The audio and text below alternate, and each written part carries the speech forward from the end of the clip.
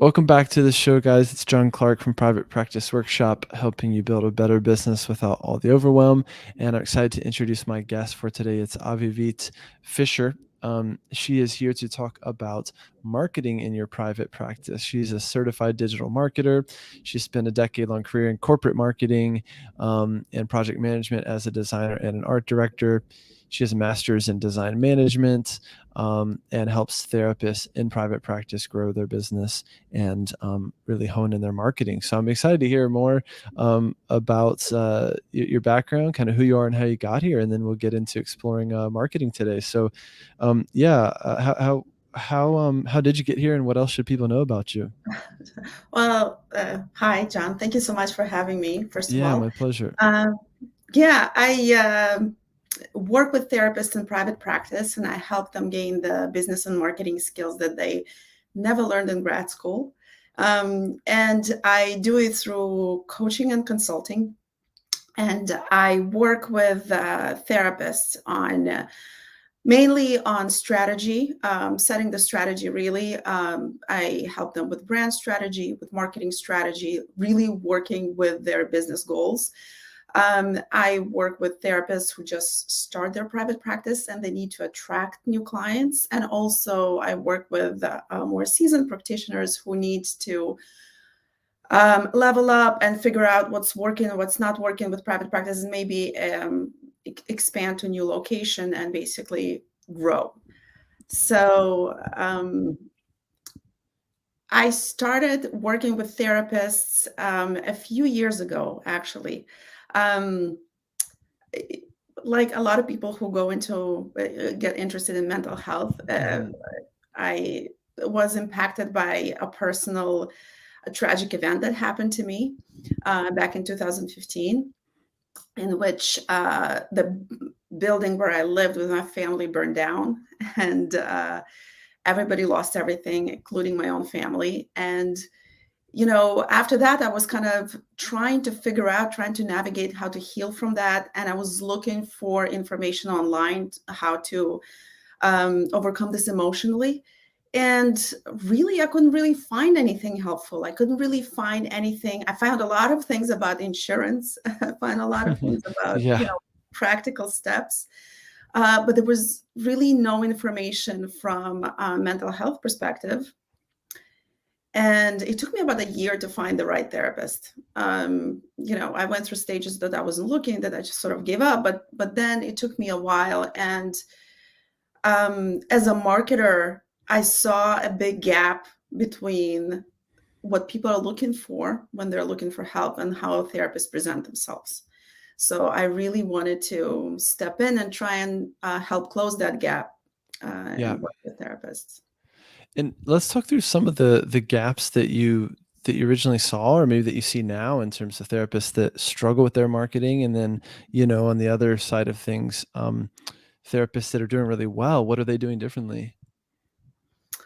Um, I see the successful therapists that I see. And when I talk about seeing successful therapists, I'm talking about online mainly, um, because most of the searches are done online for any Hmm. provider at this point. And I see that the therapists that do it really well, they have a really good marketing message, and they have a Mm. very uh, defined brand, right? So they know who they are, they know who they're trying to attract, and they know what they're saying to those people. And when I was looking for a therapist, I didn't see anybody speaking to what I was going through. And maybe that is not a huge population of people who go through a house fire, but you know, some people go through traumatic events, and there wasn't really somebody who was speaking to that. There was a lot of, Mhm. people who wrote about their specialties, about treating people with trauma, but I didn't really know if I experienced trauma or not. I don't self-diagnose, so Mhm. there's a lot of people like me out there. Yeah. Yeah, so it's interesting 'cause, there can often be some gap between how we describe what we do and how Mhm. consumers look for it, right?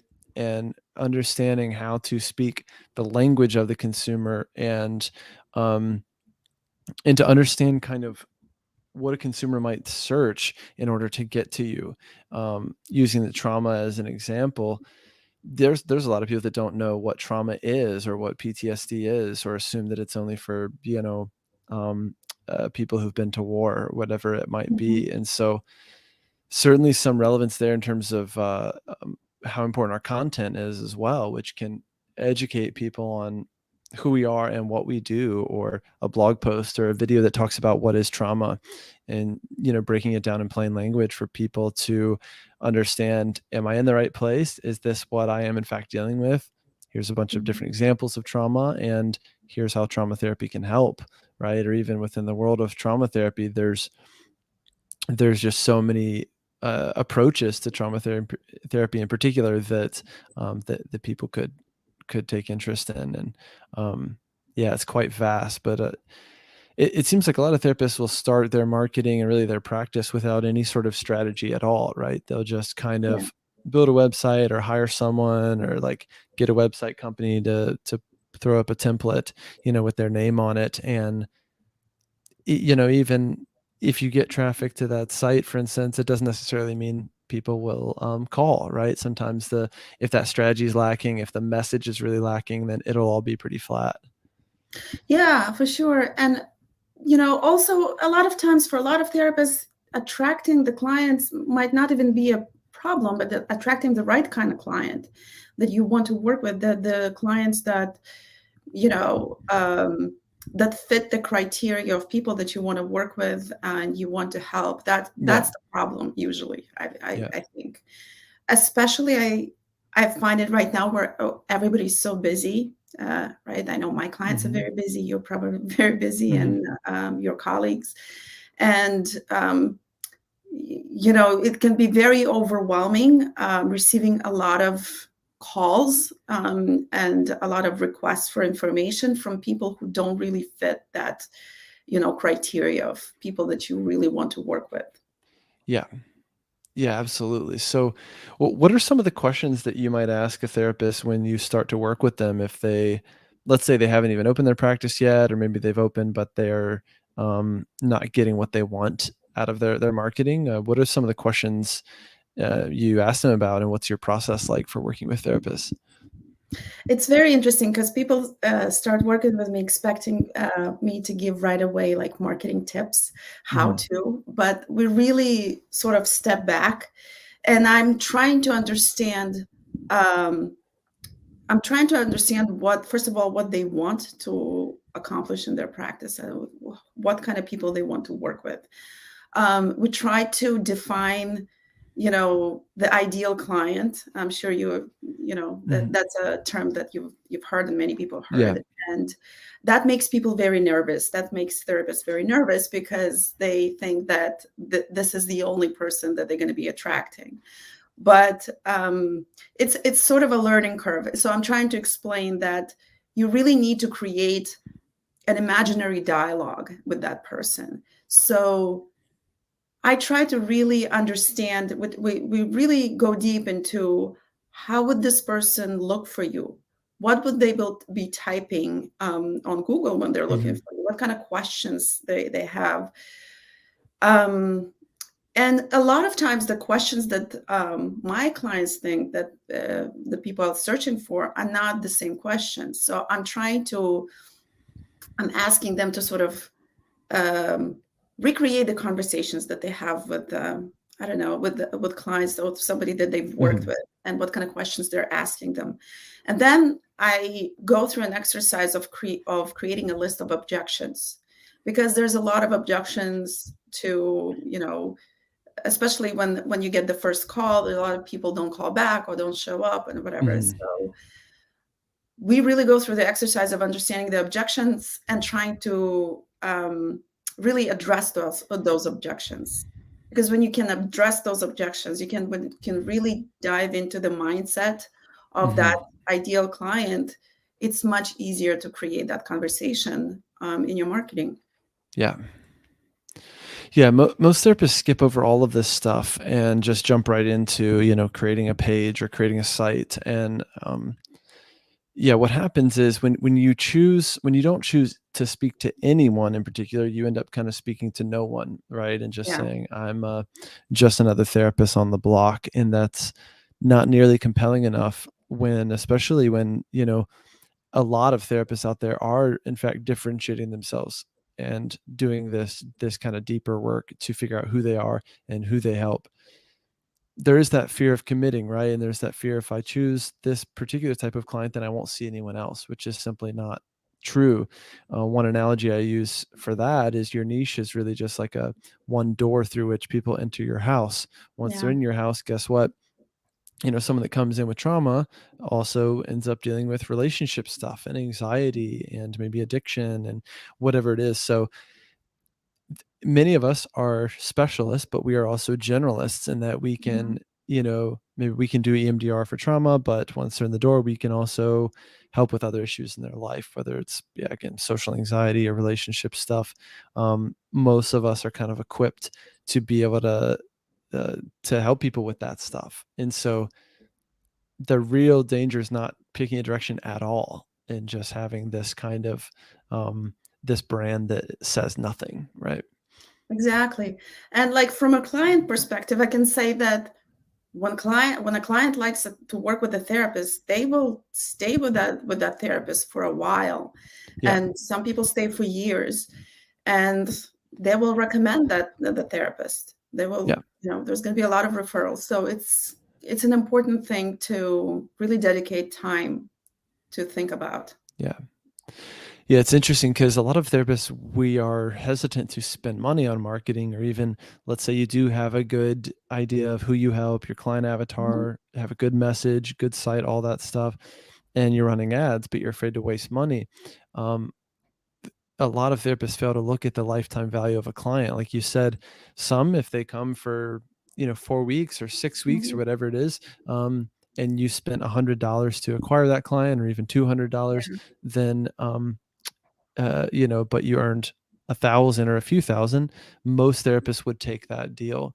If a client comes and is, a regular client in your practice for 4 years or whatever it is, and that work continues on, then the lifetime value is tremendous. It's thousands of dollars, every single year for all that time. So it can be really significant. A lot of therapists are also just hesitant to try something. They're afraid of failing, and so they don't want to make costly mistakes. But sometimes those costly mistakes are what needs to happen in order for you to figure out what you want, or sometimes what you don't want. Yeah, exactly. And I found that a lot of therapists are just intimidated by marketing in general, Yeah, and especially digital marketing. And yeah, because there's so many channels, there's so many tools, there's just a lot. yeah. Um, and it's easier to just sort of shy away from that. But and part of my work with my clients is sort of like, you know, calming them down. You don't have to use every social media platform out there. You Hmm. don't have to, to use everything. When you really understand what your brand is about, when you really have a marketing strategy, then it's much simpler. You don't have to try and fail so much. You don't have to. There's no trial and error as much, Mm, and it's cheaper. yeah, yeah. It's a lot cheaper. Yeah, I mean, a private practice is among one of the cheaper businesses to start, especially given that we don't require a lot of like physical goods or inventory or opening, a big restaurant and renting a space or furnishing it with, cooking stuff. There's um, a lot of therapists are kind of bootstrapping it and saying, I can only spend a little bit to get this business off the ground. And I think that often gets in the way of being able to just try and experiment or pay for good help in getting your practice off the ground. So yeah. So what else do you see or, presently in terms of what successful therapists or full therapists are doing differently than those who aren't? I think that successful therapists are really amplifying their message, and I know a lot of therapists are starting. Some therapists that I've worked with are starting sort of short-term therapy, sort of kind of like programs. I don't know how to call that, but for coaches, it's programs. But and some are going into starting courses, online courses, and but really, a lot of people that I see, they just want to thrive in their practice and um, have a profitable practice and just not be overworked and exhausted and not burn out in the process. So for me, a measure of success, whatever your goals are, is when you are enjoying your business, when this business can sustain you and you're not dying trying to do all of that. Yeah. That's the measure of success for me. And this is what I see successful therapists do, like create this sort of right balance Yeah. for themselves. Yeah, I'll make a quick plug here. If you guys are watching live on YouTube, now's the time to ask your questions in the chat. We like to do this live so that we can interact with you all. Very curious for those here live, what are you doing with your marketing? How well is it working? Do you know who your ideal clients are? Even into the nitty gritty of what platforms are you marketing on, etc. And then, yeah, I even put in the chat, if you're here live and you want a quick review of your website, you could drop your URL in the chat and we could take a look and, use that as a jumping off point for more conversations. We do have a question here from Jacob, who says, what are the most frequent legal or ethical mistakes that therapists make? I've got some thoughts about this. One thought that I have is you need to look at what your board says. So a lot of this has to do with the state that you're in. I would say honestly, pretty much everything, and from this question has to do with the state that you're in and what your board says, your licensing board says. I think a big part of marketing and your website is, and doing it ethically, is we can't make big promises, right? We can't guarantee results in therapy. That's one of the biggest things that I think a lot of boards would agree on or might have particular language around, is that we can't say, oh, we promise you'll be cured of your anxiety in 6 sessions or less, or your money back, or whatever it is. We have to be, the same way in your informed consent, when you tell clients that therapy results are not guaranteed. Therapy can be quite difficult. Therapy can also cause, people to feel worse before they feel better, because talking about the tough stuff is hard, right? And that might be in your informed consent. You also might have a page, like a frequently asked questions page on your site, that answers questions like this, of like, how long does therapy last? Do you guarantee results? What if will I feel worse, right? Or do I have to talk about the difficult things in order to move past it? You might think about those common questions you get from your actual clients and then make a page about it. I think that would be a great way to serve those people, and also just a great piece of marketing collateral on your site. So, yeah. Yeah, and to add to that, I would say that from a marketing perspective, it is challenging when you can't guarantee a result, some kind of like a outcome. But you can talk about the process, about the work process, and about Yeah. and about your philosophy. You can talk a lot about things that are not necessarily guaranteeing an outcome, but show you in a positive light and show you how you can really help people go through that process of therapy. Yeah, So, we can't guarantee results, but one thing you could do, Jacob, is you can point to some of the research that says that, this percentage of people recover from their trauma through EMDR, or in the average of 6 sessions, people reported feeling some relief from their trauma through EMDR, or whatever it is. So I think that's a potential kind of workaround to this question, or this point of not promising results, is we could point to some of the research and say, here's what the academic research says in terms of how effective this stuff is on average. And you could even link to those articles or summarize those articles. So I think that'd be another interesting way to build trust, right? Because trust is everything in marketing, right? And people are looking to see, are you trustworthy? Can you actually help me? Is this going to be a good investment of my time and energy, and my money? Perhaps most importantly for some. And we want to do everything we can to demonstrate on our websites that yes, the answer is yes to all those things. Um, yeah. Another question here. This is starting to pick up here. So we have Stephanie says, I've been told I need to rework my website to give my niches their own specific pages. I'm wondering if I should hire someone to help me write copy or if it's doable on my own. Kind of two questions here, and Avivit, maybe if you want to, chime in here. The first one is kind of, do I need different pages for the different niches on my site? Which this question can be interpreted as like I have different niches like EMDR and couples therapy versus I'm one practice that does different services. That's kind of one question. I mean, I think it's common to have different pages on the website for different niches because a lot of times you serve more than one type of population. But when it comes to hiring somebody to help writing a copy, I would say that it's almost always better to hire somebody. If you are not in the position to hire somebody, then maybe to work with somebody who can direct you. I do a lot of work with my clients in which we sort of construct their copy for their website for particular pages, because what I found with therapists is you guys love writing and you do a lot of probably writing in grad school and in school in general. And a lot of it is peppered with jargon words, and it reads very like a school paper a lot of times. And to write effectively for a website, you need to have this marketing perspective. You need to write to the person who's reading it. And it's always, I think, best to have somebody else to either proofread or guide you if you cannot hire somebody. But if you have the ability to hire somebody to write your copy, I would always recommend that. Yeah, I think that's good advice.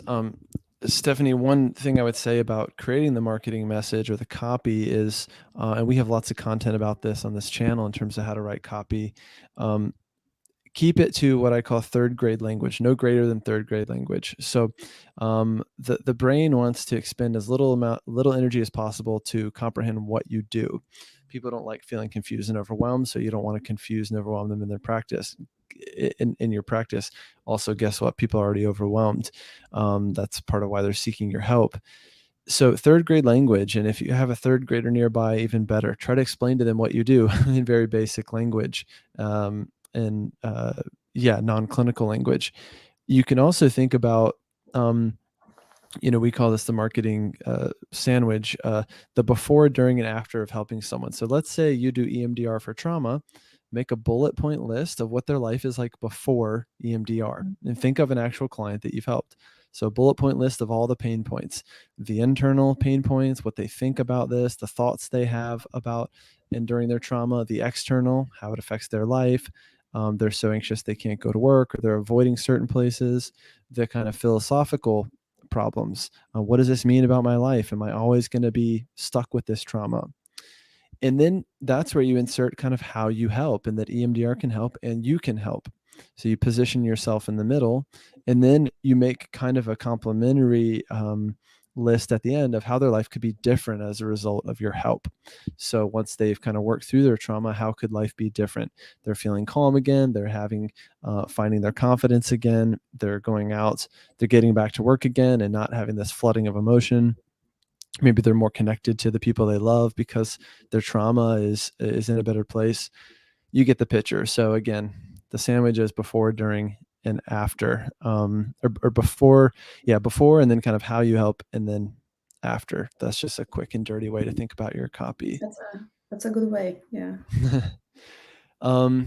Next question from Eric. Eric says, I'm a first-year student at Western Seminary working on my MA in counseling. Question is, how does an aspiring therapist choose an area, and then he says, or areas of specialization? Do you want to answer that? Go for it. You can, if you want to jump in, you can, and we can tackle I, it together. I think that it comes with the experience. Like, I mean, you have to experience working with different people. I guess that's my take on it. I already work with people who have had experience working either in an agency or on their own, and they sort of have an idea of what they enjoy. It really comes to what you love doing, what made you go into therapy in the first place, and what you're passionate about. Yeah, that's great. I think that's good advice, Eric. You don't know what you don't know yet. From a brand perspective, if I were you, I would try to create a brand, everything from the name of the business to the URL, that is flexible enough for you to pivot. If you don't know what you don't know yet, you don't know what you want to focus on yet. So, for some therapists, in your case, Eric, this might be a kind of what I would call a personal brand. It would be ericfordmft.com or ericfordtherapy.com. And then you can kind of shape that brand into whatever the current focus is. The other way to look at that, though, is that you may eventually outgrow that brand. It's going to be hard to hire other clinicians under that brand. And so, for that reason, I generally recommend that you do kind of a generic brand. If you're going to spend years and years building a brand and a site and doing SEO and getting traffic and all that, you might as well build something that you can sell. I made this mistake the first time, my first practice in 2013 when I made johnclarktherapy.com. That was that business, that brand was worth absolutely $0 to anyone not named John Clark. And then I didn't make that mistake the second time when I built my second practice in Charlotte and was able to sell that practice eventually and sell that brand and everything that went with it. So for that reason, I generally recommend what I call a generic brand, or just a brand name that's not your name. Yeah. Um, I just want to say that if you're still a student and if you're not sure and if you're working on your personal brand, I mean, one way is to just look at your natural interests, what you gravitate towards, and build on that. And I think that um, you can do it either on your website, like you create with your own personal name, or you can do it on social media. There's a lot of ways to sort of test things, and a brand is a thing that it does evolve. It's not a static thing. It grows sort of with you and with your profession. Yeah, if you let's say you have some idea names for like a generic brand name and you're not sure which one is the best, you can take those, put them into a Google survey, and then send it to um, maybe people that are not therapists, Yeah. friends and family, or people that are like your ideal client that could vote on the business name. And at that point, you just pick something and you keep moving forward.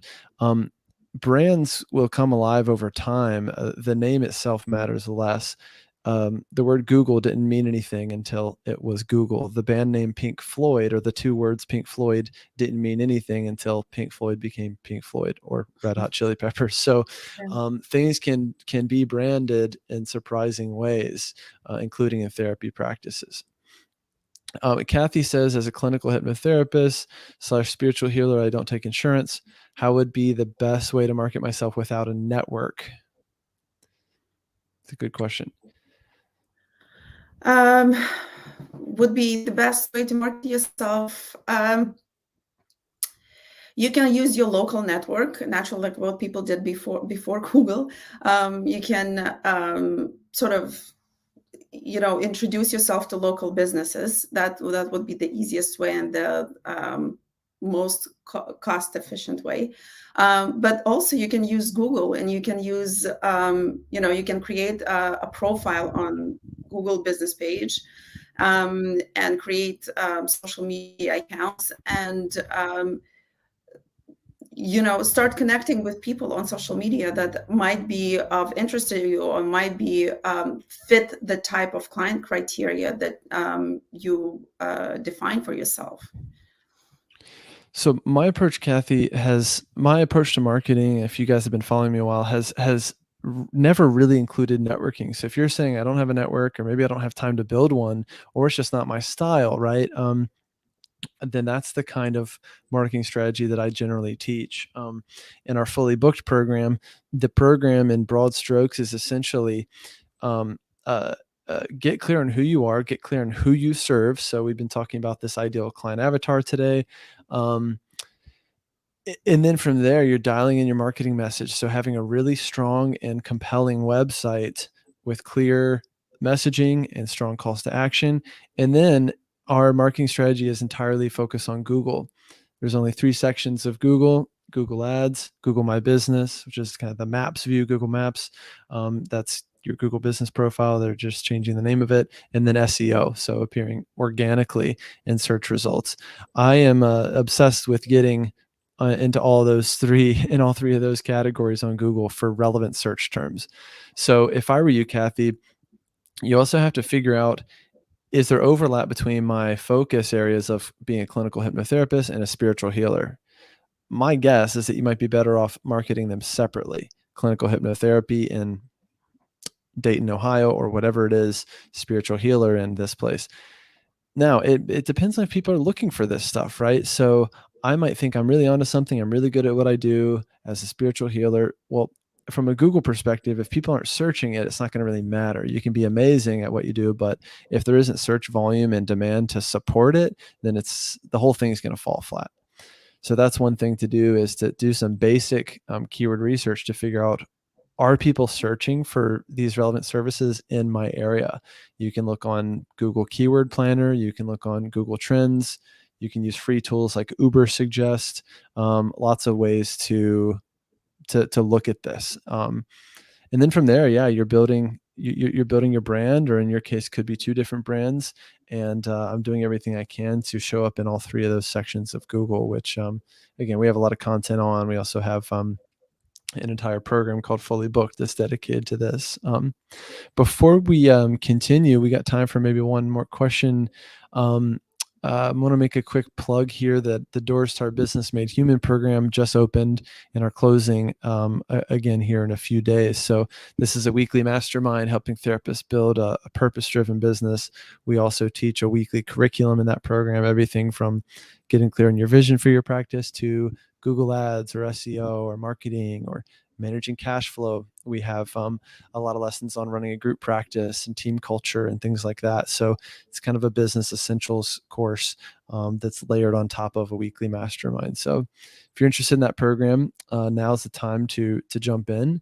Go to privatepracticeworkshop.com and click on Business Made Human. And again, those doors close on Tuesday the 15th. So if you're interested in that program, that means you and I need to hop on a call this week to talk about if you're a good fit for the program before we kick things off. So yeah, let's see if we've got maybe one more question before we start to wrap things up here. And lo and behold, we do. And it's from our friend John Doe. It'd be funny if that was actually your name. Maybe it is. I bet there are a lot of actual John Does in the world. John Doe says, I had a thought to reach out to a small businesses / agency to partner, i.e. offer low rates. I wouldn't offer low rates. That's not a good way to stand out in a market. Might this be an effective way to market / build a caseload? So I would agree with you. Lowering your rates is never a good strategy because it's very difficult to raise them Yeah. later. Yeah. But it depends what kind of businesses. It depends, again, it depends who your ideal client is. If your ideal client, I don't know, let's say if you work with children, it's always a great idea to reach out to pediatricians. It's always a great idea to reach out to businesses that also have clients, children as clients, or their parents as clients. So you really need to be selective because you don't want to. It takes a lot of time to network. Apropos networking, it takes a lot of time to network, especially locally, especially with small businesses. There needs to be a real intention behind it. So I would go after the lowest hanging fruit of reaching to small businesses that work with your ideal client. So maybe you can refer to each other, or yeah. Yeah. One kind of tagline or catchphrase to think about in marketing is it's easier to stand out and be different than just try to be better, or in this case, be cheaper, right? People don't necessarily want a cheaper product, right? And in fact, in our case, cheaper therapy often indicates less valuable therapy. So again, I really don't want to endorse, charging less as a way to stand out. In fact, I would say the opposite. Charge more if you want to stand out and be seen as a true expert in your area. If someone's looking at two therapists and we look almost identical, background, credentials, same license, maybe we even have the same hairdo, and my fee is 75 per session and the other person's is 250 a session, what's the basic inference you make? Well, the second therapist must be a whole lot better. Boom, boom. Last question. We'll wrap up on kind of an interesting one again from our friend John Doe. He says, thanks for the insight. I'm thinking like in the ways BetterHelp partners with major brands or companies. How do they accomplish this? Man, this might be a soapbox for me. These companies are not companies I want to mimic, if you ask me. They're creating partnerships like influencer, marketing, and having actors and musicians and people on Instagram saying, hey, I had mental health struggles and then I got better help. Sign up using my link. They sign up with the link and maybe they get a cut, or maybe they offer a discount, like $100 off or something if you sign up with this link. And then the influencer gets a cut of that. They get an affiliate or a commission. Last time I checked, most boards that we report to, we are not allowed to earn affiliates or commission for passing therapy clients around. So how is BetterHelp able to do this? Massive legal teams and tens of millions of dollars of venture capital funding. That's how. So again, John Doe, I understand your idea with this in terms of trying to offer an incentive for people to refer to you. I just think there's better ways, more ethical ways to do it as a therapist in private practice. And again, we can't charge referral fees or affiliate fees for clients. It's just against our ethical boards. So there's just better ways to stand out and market yourself. Yeah, and I would add to that, if anything, really focusing on your brand, focusing on what differentiates you and your practice from your competitors, would be the better use of your time, and really developing a marketing message around that, and reaching out to other maybe medical providers, maybe other businesses, with that message, and showing them, but that referring to you would really benefit their clients, would be a better use of your time, in my opinion. Yeah, there we go. That's well said. I'll make one more plug here again, guys. Our Business Made Human program is open now. It's going to be closing very soon. And Stephanie just booked a free consult with me. She booked an application call just now during this interview. So Stephanie, I look forward to chatting with you about your practice and seeing if you're a good fit for our program. That being said, let's go ahead and wrap up. Avivit, how can people kind of learn more about you, get in touch to work with you, and any free stuff you have to give away, and then we'll wrap things up. Sure. I have a lot of free stuff to give away. That's first of all. You can find me on my website, redstrategy.com. It's REDD strategy.com. I'm also on LinkedIn and on Instagram. These are the main social media platforms that I use. And on my website, you can find free resources, free marketing resources that you can download. There's quite a few of them. As well as there's a newsletter that comes out every week, a weekly newsletter that I'm sending, which has mental health industry and business trends. And it's sort of news. I would say sort of like a compilation of different news throughout the week that has to do with mental health, and that gives my insight and of how to use this news and those trends to really help your private practice grow.